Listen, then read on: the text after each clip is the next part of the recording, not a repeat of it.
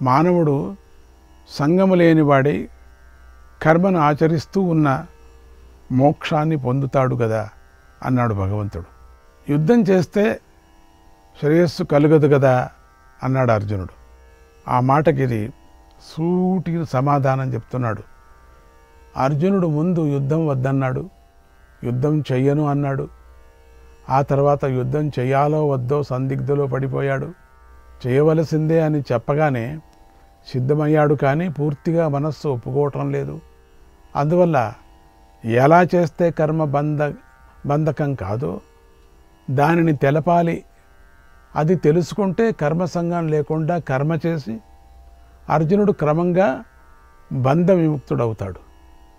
ఇది భగవంతుడి ప్రణాళిక.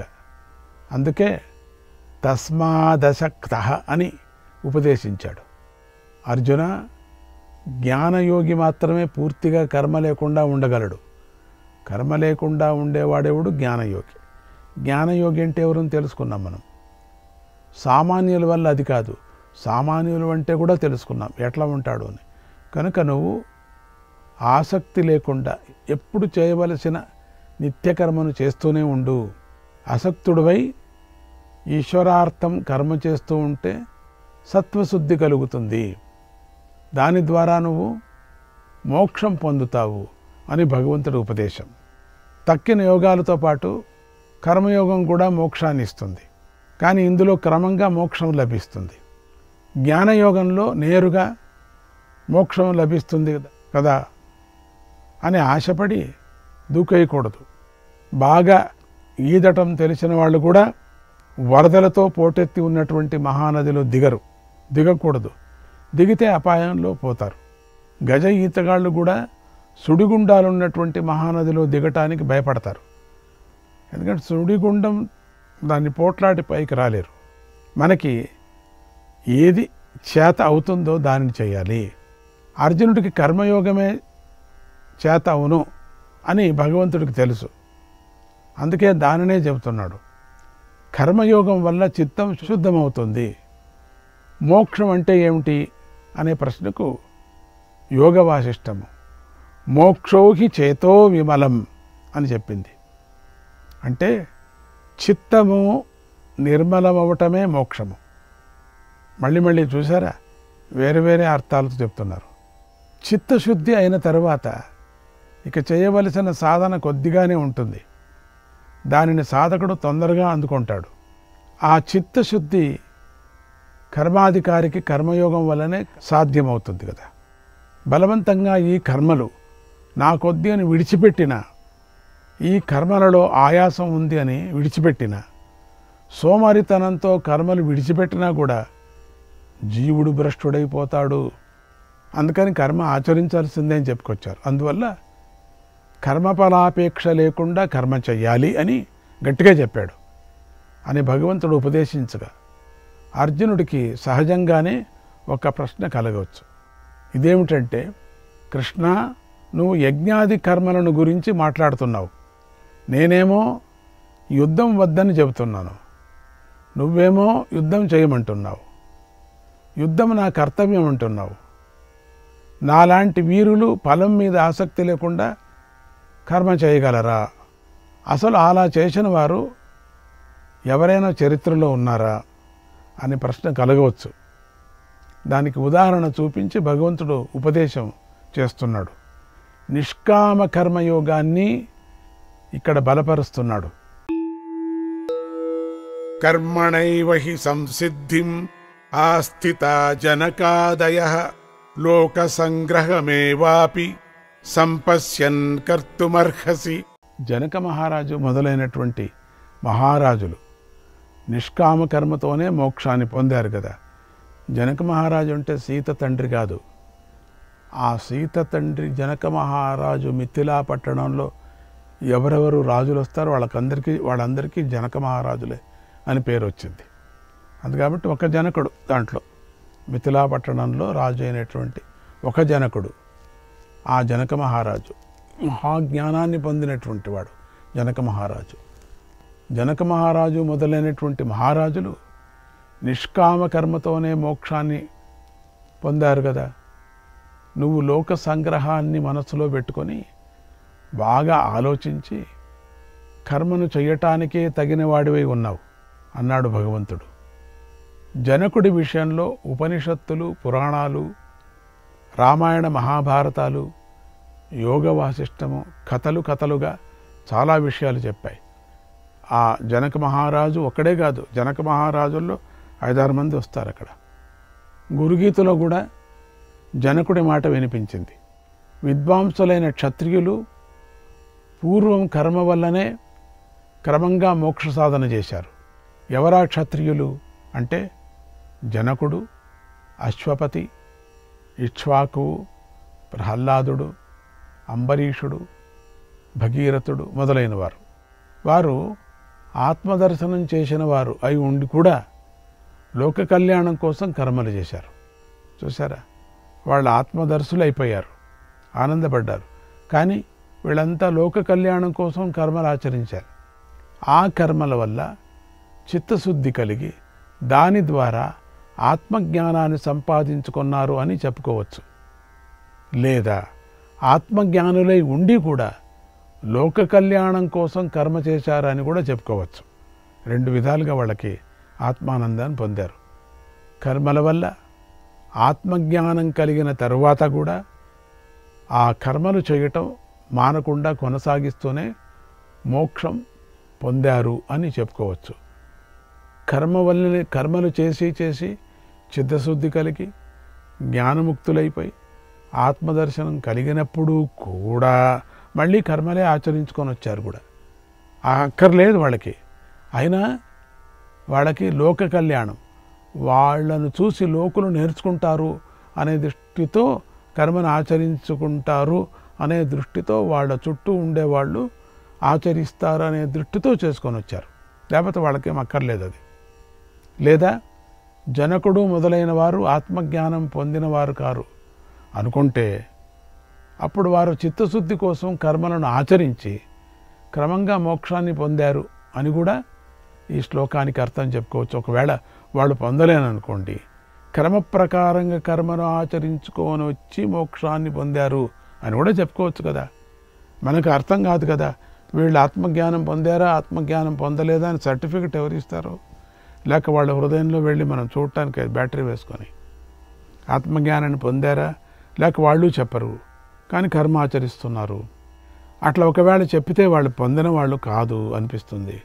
అందుకని అట్లా చేస్తున్నారంటే, అంత పెద్దవాళ్ళు కూడా చేస్తున్నారంటే దాన్ని కంటిన్యూ చేస్తున్నారు. ఈ శరీరం ఉంది కాబట్టి చేస్తున్నారు. అందుకని పూర్వం కూడా అజ్ఞానులైన వారే కర్తవ్యమైనటువంటి కర్మ చేశారు. కనుక ఆత్మదర్శనం కలవారు కృతార్థులు. ఆ విధంగా కర్మ చేయవలసిన పని లేదు వాళ్ళకి అని నువ్వు అనుకోవచ్చు. అర్జున అట్లా కాదు. అప్పుడు కూడా నువ్వు ప్రారబ్ధవశాత్తు చేయవలసినటువంటి కర్మను లోక సంగ్రహం కోసమే చేయవలసిందే. అందుకలే నువ్వు లోక సంగ్రహానికోసరమే, లోకానికి మంచిది కోసరం తప్పుదోవలో పోవాలనే ప్రవృత్తిని నివారించటమే లోక సంగ్రహం అనబడుతుంది. ఇప్పుడు నువ్వు వదిలేస్తే తప్పుదోవలో వెళ్ళినట్టు అని అర్థం. ఈ లోక సంగ్రహం అనే పదానికి భారత భావదీపం చక్కటి అర్థాలు చెప్పింది. ధర్మ సంగ్రహం కోసం అంటే తనకు ధర్మచ్యుతి కాకుండా ఉండేందుకోసం, లోకం అపమార్గంలో నడవకుండా ఉండేందుకోసం వేదం విధించిన కర్మలను తప్పక చేయవలసిందే. లోక సంగ్రహం అనేటువంటి ప్రయోజనాన్ని చూసి అయినా నువ్వు కర్మను ఆచరించు అని భగవంతుడు చెప్పాడు. లోక సంగ్రహం ఎందుకు చేయాలో ఇప్పుడు చెప్పబోతున్నాడు. లోక సంగ్రహం ఎందుకు చేయాలా అనేటువంటిది. యద్యదాచరతి శ్రేష్ఠః తత్తదేవేతరో జనః సయత్ ప్రమాణం కురుతే లోకస్తదనువర్తతే. యద్యాచరతి శ్రేష్ఠాః తత్తో దేవేతరో జనాః. దీన్ని చాలా వరకు పండితులందరూ కూడా సయత్ ప్రమాణం కురుతే లోకస్తదను వర్తతే, దీన్ని చాలా వరకు ఉదాహరణకు ఉపన్యాసానికి వాడుతూ ఉంటారు. నేను చిన్నప్పుడు చాలా చాలా చాలా చాలా చాలా విన్నా. ఇవి కొన్ని చాలా మీరు రాసి పెట్టుకోవాలి, అండర్లైన్ చేసి పెట్టుకోవాలి. యద్యదాచరతి శ్రేష్ఠః తత్తదేవేతరో జనః స యత్ప్రమాణం కురుతే లోకస్తదనువర్తతే. గొప్పవాడు ఏ కర్మను ఆచరిస్తాడో ఆయా కర్మనే ఇతర సామాన్య మానవుడు కూడా ఆచరిస్తాడు. ఏ ఏ కర్మను ఆచరిస్తాడో ఆయా కర్మలే ఆచరిస్తాడు. ఆ శ్రేష్ఠుడు దేనిని ప్రమాణంగా చేసుకుంటాడో లోకం కూడా దానినే అనుసరిస్తుంది. చూసారా, లోకంలో కొందరు శ్రేష్ఠులని ప్రముఖులని కీర్తిని సంపాదిస్తారు, తక్కిన వారు వారిని అనుసరిస్తారు. అలా అనుసరించటంలో అనేక కారణాలు ఉంటాయి. శ్రేష్ఠులలో ఉండే శక్తి సామర్థ్యాలు కీర్తి మనకు కూడా లభిస్తాయి అని ఒకటి అనే కోరికతోనో, వారిలాగా చేస్తే దేవతా అనుగ్రహం కలుగుతుంది అని కోరికతోనో, లేదా గొప్పవారు చేశారంటే అది సరైన కర్మే అయి ఉంటుంది అనే దృష్టితోనో, అది మనలను ఉద్ధరిస్తుంది అనే సంకల్పంతోనో సామాన్యులు మహాత్ములను అనుసరిస్తారు. తప్పేం లేదు. అర్జునుడు ఆ రోజుల్లో చాలా గొప్పవాడని చలామణి అవుతున్నాడు. అర్జునుడికి దేవతా అనుగ్రహం కలిగింది. అర్జునుడు గొప్ప తపస్వి, నిద్రను గెలిచిన మహాయోగి. అందుకే కృష్ణుడికి ప్రీతిపాత్రుడయ్యాడు.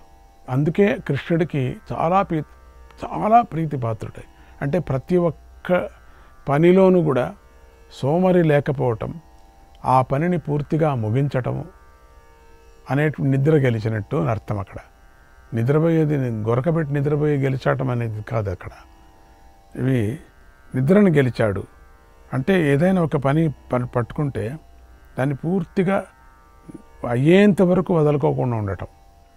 చిన్న నిద్ర గెలిస్తే కదా పెద్ద నిద్ర గెలిచవచ్చు. 4-6 గంటలకి ఆయాసం పడిపోయి నువ్వు నిద్రపోతే పట్టుదలతో చేయటం రాత్రి పగలు. అందుకని ఇది చిన్న నిద్ర కదా. దీన్ని గెలిస్తే నువ్వు పని చేసేటువంటి నిద్ర కర్మ ఉందే అది నువ్వు గెలిచినట్టు అని దానికి నిద్ర గెలిచినవాడు అని అర్థం. ప్రీతిపాత్రుడయ్యాడు. ఇటువంటి మాటలన్నీ లోకంలో అందరూ కూడా చెప్పుకుంటున్నారు. అంటే ఏదైనా ఒక పని ఇస్తే ఒక శిష్యుడు దాన్ని రాత్రి పగలు కూర్చొని చేశారంటే వాళ్ళ మీద ప్రీతి పుడుతుంది. గురువుగారికి వద్దన్న పుడుతుంది. అప్పటికే చాలామంది అర్జునుడిని అనుసరిస్తున్నారు కూడా. ఈ స్థితిలో అర్జునుడు తన కర్తవ్యమైనటువంటి యుద్ధాన్ని మానేసి పారిపోతే లోకమంతా కర్తవ్యాన్ని మానేస్తుంది కదా. మిగతా వాళ్ళు అదే చేసేస్తారు. అంటే యుద్ధం మానేసి కాదు, కర్తవ్యం మానేసి. ఇదేమిటంటే అర్జునుడు చేశాడు కదా, మేం చేస్తే తప్ప అంటారు. సాత్వికి అంతటి వాడే అర్జునుడికి శిష్యుడయ్యాడు. సాత్వికి అర్జునుడు ఎంత చెప్తే అంతే. అటువంటి వీరులు చాలామంది ఉన్నారు. వారందరూ ధర్మభ్రష్టులైపోతారు. అందరూ వరుసగా అయిపోతారు. అర్జునుడు ఒకడు పారిపోతే వద్దని మిగతా వాళ్ళంతా వెళ్ళిపోతారు. వెనక నుంచి వచ్చి బాణం కొట్టినా కూడా చచ్చిపోతారు, భ్రష్టులైపోతారు. ఆ పాపం ఎవరికి? అర్జునుడికే. కనుక కృష్ణ పరమాత్మ అందుకే ప్రేరేపణ చేస్తున్నాడు, నువ్వు వెళ్ళిపోతే అందరూ వెళ్ళిపోతారయ్యా అని. కృష్ణ పరమాత్మ శ్రేష్ఠుడు ఏం చెప్తాడో లోకమంతా దాన్నే చేస్తుంది. శ్రేష్ఠుడు ఏం చేస్తున్నాడో ఏం చెప్తున్నాడో లోకమంతా దాన్నే చేస్తుంది. జనకాదులు ఈ విషయాన్నే మనసులో ఉంచుకొని తమ కర్తవ్యాన్ని చేశారు. లేకపోతే జనకుడికి అక్కర్లేదు. జనకుడికి ఆత్మసాక్షాత్కారం పొందినవాడు. మళ్ళీ రాజ్యం ఏడాల్సిన పని లేదు. రాజ్యంలో కొన్ని యజ్ఞాలు చేయాల్సిన పని లేదు. మంచి మంచి కార్యక్రమాలు చేశారు, అక్కర్లేదు. కానీ లోక వ్యవహారం కోసం, లోకానికి మంచిది చేయటాని కోసం నువ్వు శ్రేష్ఠుడివా కాదా నువ్వే తేల్చుకో. అర్జునుడు చాలా శ్రేష్ఠుడు, అందుకని అర్జునుడిని అనుసరిస్తాం అని అంటున్నారు. నువ్వు శ్రేష్ఠుడివా కాదా? నేను శ్రేష్ఠుడినే అని నీకు అనిపిస్తే కర్తవ్యాన్ని నిర్వహించు అనే అర్థం వచ్చేలాగా చెప్పాడు. నేను శ్రేష్ఠుడిని అంటున్నావా? కర్తవ్యాన్ని చేయి. నువ్వు నేను భ్రష్టుడు, నేను శ్రేష్ఠుడిని కాదంటున్నావా? లే, వెళ్ళు. ఎందుకంటే శ్రేష్ఠుడు అంటే లోకంలో ప్రధానుడు, ప్రముఖుడు, అతడు ఏది ఆచరిస్తాడో ఇతరులు కూడా దాన్ని ఆచరిస్తారు. అది జ్ఞాపకం పెట్టుకో. అతడు లౌకికంగా కానీ వైదికంగా కానీ దేనిని ప్రమాణంగా నిలుపుతాడో లోకం కూడా దానినే ప్రామాణికంగా తీసుకుంటుంది అన్నాడు భగవంతుడు. ఇక అర్జునుడు లోకం ఎలా పోతే నాకెందుకు, నేను మాత్రం యుద్ధం చెయ్యను, లోకాన్ని చూసుకోవలసిన బాధ్యత నాది కాదు, నా పని నేను చూసుకుంటాను, యుద్ధం విడిచి పారిపోతాను, లోక సంగ్రహం చేయవలసిన పని నాకు లేదు అనవచ్చు నువ్వు. అలా అనేట్టయితే అర్జున నన్ను చూడు, నేను లోక సంగ్రహం కోసమే ఈ కర్మలన్నీ చేస్తున్నాను అని తనను తానే ఉదాహరణగా చూపిస్తూ భగవంతుడు ఇలా అంటున్నాడు, నన్ను చూడు. నమే పార్థాస్తి కర్తవ్యం త్రిషు లోకేషు కించన నానవాప్తమవాప్తవ్యం వర్త ఏవ చ కర్మణి. ఓ పార్థ, నాకు 3 లోకాలను కర్తవ్యం అనేది కొంచెమైనా లేదు. 3 లోకాల్లోనూ కూడా నా చేత పొందబడినది, నేను పొందవలసింది అయిన వస్తువు ఏదీ లేనే లేదు. నిజమే కదా. నా చేత పొందబడనిది, పొందవలసింది ఏ వస్తువు లేదు. నా చేత నేను చేసేది, నేను చేయవలసింది ఏదీ లేదు. అయినా నేను కర్మయందు ప్రవర్తిస్తూనే ఉన్నాను అన్నాడు భగవంతుడు. ఈయన అంతకన్నా ఇంకేముంది. భగవంతుడు తన తానే ఉదాహరణ చెప్పుకున్నాడు. పాపం భగవంతుడికి పొందవలసింది ఏదీ లేదు కదా. సమస్త ప్రపంచము ఆయన నుండే వచ్చింది కదా. ఇక ఈ ప్రపంచం ఆయనకేమి ఇస్తుంది? ఆయన దీని నుంచి ఏం కోరుకుంటాడు? ఏమీ లేదు. అయినా కూడా భగవంతుడు కర్మ చేస్తూనే ఉన్నాడు. ఆయన కంటికి కనిపించకుండా చేసేది మనకు తెలియదు గనుక అవతరించి దిగి వచ్చే మరీ కర్మ చేసి చూపిస్తున్నాడు. అవతారం ఎత్తాల్సిన పని లేదు. మన కోసం ఆ కర్మకి ఎంత ప్రాధాన్యత ఇచ్చాడో. ఆయన సమస్త బ్రహ్మాండ నాయకుడు అని భారతాదుల్లో హరివంశంలోనూ ఎన్నెన్నో ఘట్టాలు మనకు చెబుతున్నాయి. బాల్యంలో దేవకీదేవికి తన చతుర్భుజ రూపాన్ని చూపించాడు. వసుదేవుడు కారాగారం నుంచి తీసుకొని వెళుతున్నప్పుడు కంసుడి రాజ్యమంతా మాయ కమ్మేసి తను మాయాతీతుడని చూపించాడు. యశోదాదేవికి తన ముఖంలోనే బ్రహ్మాండాలను దర్శింపజేశాడు. దామోదరుడై తనను ఎవరూ బంధించలేరు అని చెప్పాడు. తనకు కర్మబంధాలు లేవు అని సూచించాడు. పూతన, అఘాసురుడు మొదలైనటువంటి రాక్షసులను సంహరించి వారికి అందరి కళ్ళ ఎదుట మోక్షమిచ్చాడు. బ్రహ్మమాయకు మించిన మాయను చూపించి బ్రహ్మచేత నమస్కరించబడ్డాడు. గోవర్ధనోద్ధారం చేసి తానే సమస్త జగద్రక్షకుడు అని చూపించాడు. దావాగ్నిని మిరింగివేసి తమ పంచభూతాలకు అతీతుడు అని స్పష్టం చేశాడు భాగవతంలో. తానే ధర్మ మర్యాదలను సృష్టించి ఉపదేశించి రక్షిస్తున్నాడు. మరి రాసలీల మొదలైన ఘట్టాల్లోని సంగతి ఏమిటి అంటే అప్పుడు శ్రీ సుఖమహర్షియే ఇలా అద్భుతమైన సమాధానాన్ని చెప్పాడు. మహాత్ములైన వారికి దోషం అంటదు. అగ్నికి దోషం ఎక్కడుంటుంది? దోషం అంటదు. వారు సర్వభక్షకుడైనటువంటి అగ్నిలాగా పవిత్రులై ఉంటారు. కనుక అసమర్థుడెప్పుడూ ధర్మాన్ని అతిక్రమించకూడదు. నేను మహాత్ములలాగానే చేస్తాను, ప్రవర్తిస్తాను అనకూడదు. వాళ్ళలాగా ఉంటా దానికేముంది నాకేమి, అట్లా వేషం వేసుకొని అట్లా నాటకం ఆడకూడదు. మూర్ఖంగా అధర్మం చేస్తే మాత్రం నశిస్తాడు. అది ఎలాగంటే రుద్రుడు కానివాడు సముద్రం నుండి పుట్టిన విషాన్ని త్రాగితే మరణిస్తాడు కదా. శ్రీకృష్ణాయ పరమాత్మనే నమః.